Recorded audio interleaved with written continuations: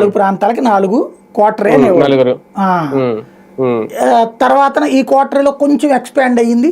అయోధ్య రామిరెడ్డి, అతని పేరేంటి లేళ్లప్పిరెడ్డి, ఇట్లాంటి వాళ్ళు కొన్ని యాడ్ అయ్యారు. వాళ్ళు సెకండ్ క్యాడర్ కోటరీ. జగన్ చుట్టూ ఉండే కోటరీ ఎవరు? సజ్జల, విజయసాయి రెడ్డి, వైవి సుబ్బారెడ్డి, పెద్దిరెడ్డి, ఇదే కదా. మరి అందులో ఆ కోటరీ అని ఇప్పుడు ఇంకో విచిత్రం ఏంటంటే ఈ కోటరీ వాళ్ళని కలవడం కూడా కష్టమయ్యేది ఇదివరకు. ఈ కోటరీ వాళ్ళని కలవడానికి ఇంకో కోటరీ కావాల్సి వచ్చేది.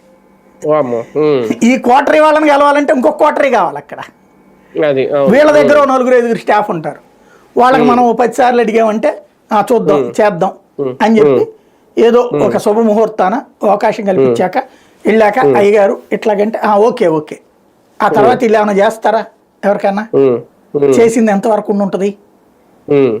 బేసిక్గా సమస్య ఎక్కడ ఉంటుందంటే యథా రాజా తదా ప్రజ అంటారు. నాయకుడిని బట్టి వ్యవస్థ ఉంటుంది.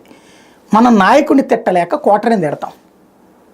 సింపుల్గా చెప్పాలంటే చంద్రబాబు విషయంలోనైనా, జగన్ విషయంలోనైనా, లోకేష్ విషయంలోనైనా, ఎవరి విషయంలోనైనా నాయకుడిని ఏమనలేక నాయకుడి పట్ల మన విశ్వసనీయత ప్రకటించేందుకోసం మిగతా వీళ్ళని దొంగల్ని చేస్తాం కామన్గా.